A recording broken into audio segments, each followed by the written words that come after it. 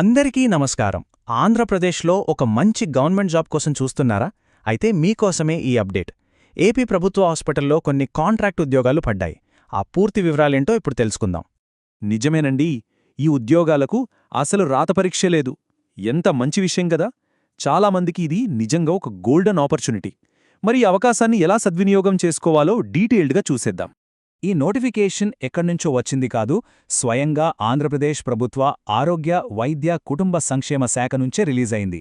So ఇది పక్కా official and genuine announcement. ప్రస్తుతానికి ఈ వేకెన్సీస్ కర్నూల్, నంద్యాల జిల్లాల్లో ఉన్న గవర్నమెంట్ హాస్పిటల్స్లో ఉన్నాయి.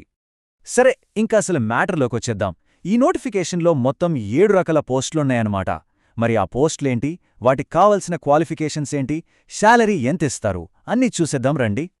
ఇక్కడ ఈ టేబుల్ని ఒకసారి గమనించండి. డాక్టర్ పోస్టుల నుంచి, అంటే ఎంబీబీఎస్ చేసిన వాళ్ల నుంచి 8వ తరగతి పాసైన వార్డ్ బాయ్స్ వరకు చాలా రకాల పోస్టులున్నాయి. చూశారుగా, డాక్టర్ పోస్టుకు నెలకు ఏకంగా 60,000 రూపాయల జీతముంది. అదే వార్డ్ బాయ్ పోస్టుకైతే 13,000. మధ్యలో నర్సు, కౌన్సిలర్, కోఆర్డినేటర్ ఇలా చాలా ఆప్షన్స్ ఉన్నాయి. సో మీ క్వాలిఫికేషన్కి ఏ జాబ్ సెట్ అవుతుందో ఒక్కసారి చెక్ చేసుకోండి. పోస్టుల వివరాలు చూశాం గదా, చాలా బావున్నాయి. మరి వీటికి అప్లై చేయాలంటే ఏజ్ లిమిట్ ఎంత ఉండాలి, మిగతా కండిషన్స్ ఏంటి, ఆ విషయాలిప్పుడు చూద్దాం. గుర్తుంచుకోండి, ఇవి అన్ని పోస్టులకు కామన్గా వర్తిస్తాయి. వయస్సు విషయానికొస్తే ఒక కట్ ఆఫ్ డేట్ ఇచ్చారు. అది జూలై 1, 2025. అంటే వచ్చే ఏడాది జూలై 1 నాటికి మీ వయసు 42 సంవత్సరాల లోపు ఉండాలన్నమాట. ఈ డేట్ ప్రకారం మీ ఏజ్ క్యాల్కులేట్ చేసుకోండి. అయితే అందరికీ 42 ఏళ్లేనా అంటే కాదు. కొన్ని కేటగిరీల వారికి ఏజ్ రిలాక్సేషన్ కూడా ఇచ్చారు. చూడండి, ఎస్సీ, ఎస్టీ, బీసీ, ఈడబ్ల్యూఎస్ వాళ్లకు 5 ఏళ్లు, అంటే వాళ్ళు 47 ఇయర్స్ వరకు అప్లై చేసుకోవచ్చు. ఎక్స్ సర్వీస్ మెన్కు 3 ఏళ్లు, ఇంకా దివ్యాంగులకైతే ఏకంగా 10 ఏళ్ల వరకు ఏజ్ రిలాక్సేషన్ ఉంది. ఇది చాలా మంచి విషయం. ఇక అప్లికేషన్ ఫీజు విషయానికి వస్తే ఓసీ అభ్యర్థులకు 250 రూపాయలు, మిగతా రిజర్వ్డ్ కేటగిరీల వాళ్లందరికీ 200 రూపాయలు. ఇక్కడ ఒక ముఖ్యమైన విషయమేంటంటే, ఈ ఫీజుని ఆన్లైన్లో కట్టడానికి లేదు.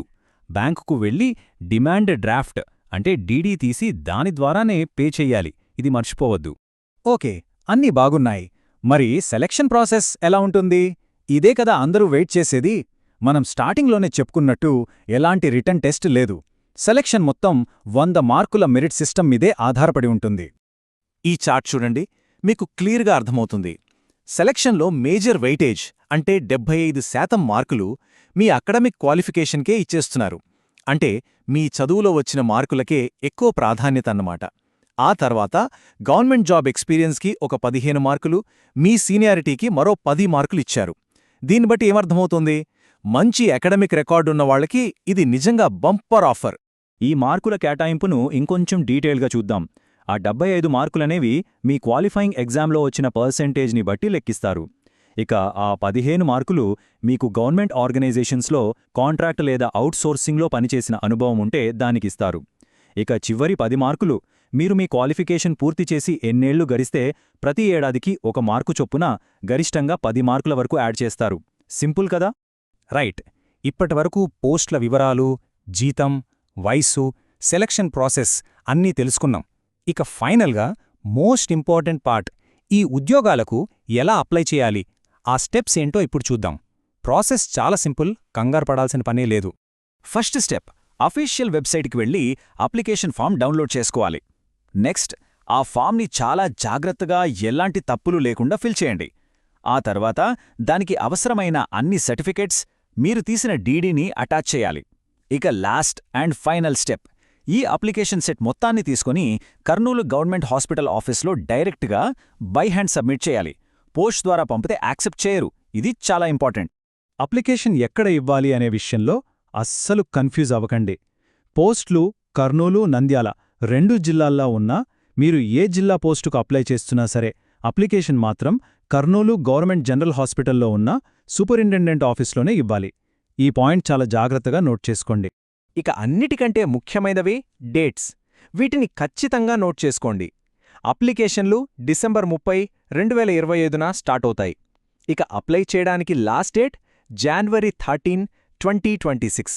ఆ రోజు సాయంత్రం 5 గంటలలోపు మీ అప్లికేషన్ వాళ్ల చేతికి అందాలి. ఆ తర్వాత 1 నిమిషం ఆలస్యమైనా తీసుకోరు. సో లాస్ట్ మినిట్ వరకు వెయిట్ చేయకండి.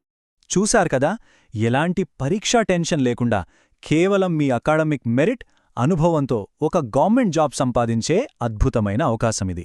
మరి ఇలాంటి మెరిట్ బేస్డ్ ఆపర్చునిటీ మీ కెరియర్కు కరెక్ట్ నెక్స్ట్ స్టెప్ అవుతుందా? ఒక్కసారి ఆలోచించుకోండి. మీకు గనక అర్హత ఉంటే ఈ అవకాశాన్ని అస్సలు వదులుకోవద్దు.